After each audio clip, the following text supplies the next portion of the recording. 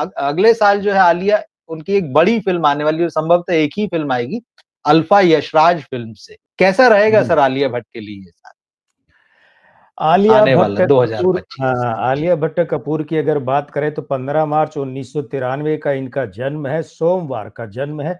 मूलांक 6 है, जी। भाग्यांक 4 है, 6 4 का विरोधी है, 6 शुक्र का है, कमाई का है, फिल्मी दुनिया का है और वो राहु ग्रस्त है।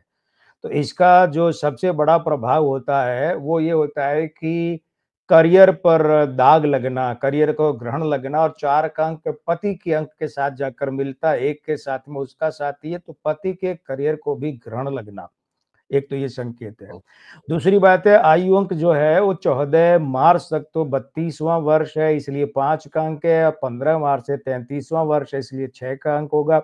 नामांक 4 है, मासांक 3 है, वर्षांक फिर 4 है, तो भाग्यांक 4, वर्षांक 4, नामांक 4, ये 3 युतियां ही वर्ष 2025 के साथ में अगर ले जाएं तो ये अंगारक युति बनाती है। और इसके साथ फिर अगर इनका मूलांक 6 और कमाई का और फिल्मों का जो है वो 6 जोड़ दें, तो होता ये है कि फिल्मों की सफलता का जो मामला वो राहु ग्रस्त हो जाता है।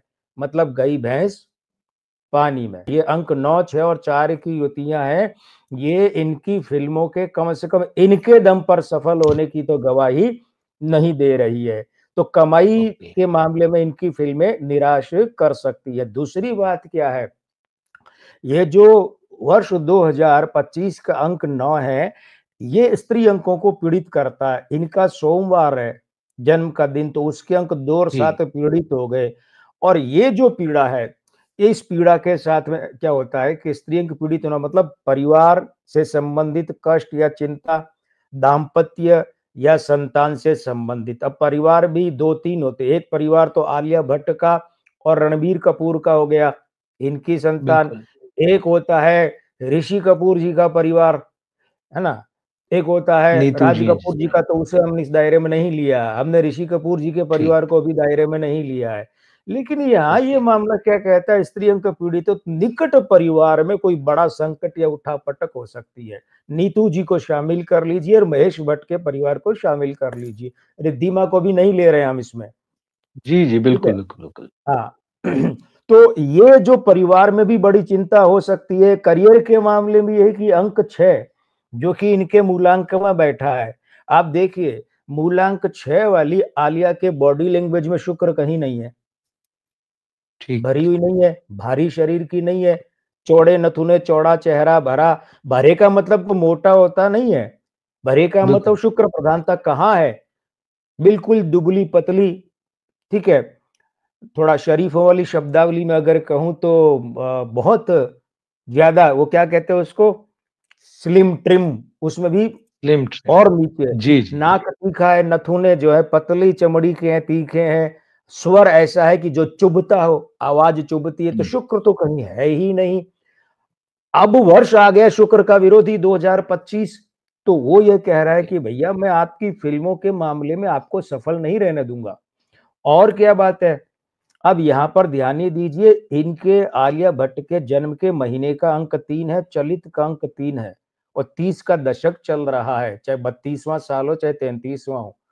तो ये जो है, ये एक अच्छी युति बनाता है वर्ष 2025 के अंक 9 के साथ मिलकर, वो है प्रचार-प्रसार अधिक मिलना और किसी अहेतुकी कृपा, कोई अद्भुत कहीं से कृपा बरसकर जी, पुरस्कार जी। या अलंकरण या सम्मान मिल सकता है। ये तो है। लेकिन फ़िल्मों की कमाई, अच्छा एक बात और है, ये जो जी। भाग्यांक 4, नामांक 4, वर्षांक 4 है ना, ये पति की फ़िल्मों के लिए भी बुरी स्थिति बता रहा है सफलता के लिए, इनके अंकों के हिसाब से। अब पति जो है उसके खुद के अंक कितने कमज़ोर हैं, बलिष्ठ हैं, वो एक अलग बात है। तो कुल मिलाकर 2025 का वर्ष आलिया भट्ट के लिए निराशा वाला ही रह सकता है। कोई उम्मीद नहीं है इनकी फ़िल्म के कमाई करने की या सफल रहने की। देखिए, इनके पति की तो कोई फ़िल्म आनी नहीं है अगले साल, मतलब जी, एक तो ये है। जी, तो चलिए इस तरह से मान लें कि सेफ हो गई।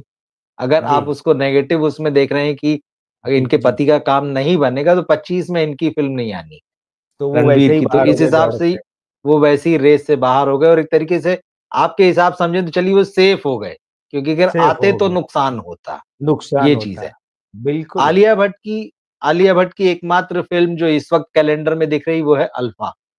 और अल्फ़ा जो है वो यशराज फ़िल्म्स बना रहा है और मुझे अच्छे से याद है कि जब इनकी पिछली फ़िल्म जिगरा आई थी और वो फ्लॉप हो गई थी, बुरी तरह से फ्लॉप हुई, तब उससे पहले भी हमने बात की थी और आपने इनके अंकों का विश्लेषण करके कहा था कि इनको ये एक्शन प्रधान और मार-धाड़ वाली फ़िल्में नहीं नहीं करना। करना चाहिए।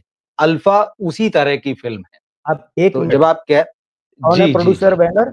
यशराज। यशराज फ़िल्म्स, जी हाँ, तो यशराज आदित्य चोपड़ा के अंक बहुत खराब है 2025 में। अच्छा आप तो कर हाँ, चुके होंगे। जी, जी, जी। तो फिर तो वो हाँ, तो जी, आदित्य चोपड़ा साहब की पिक्चर रहेगी ये।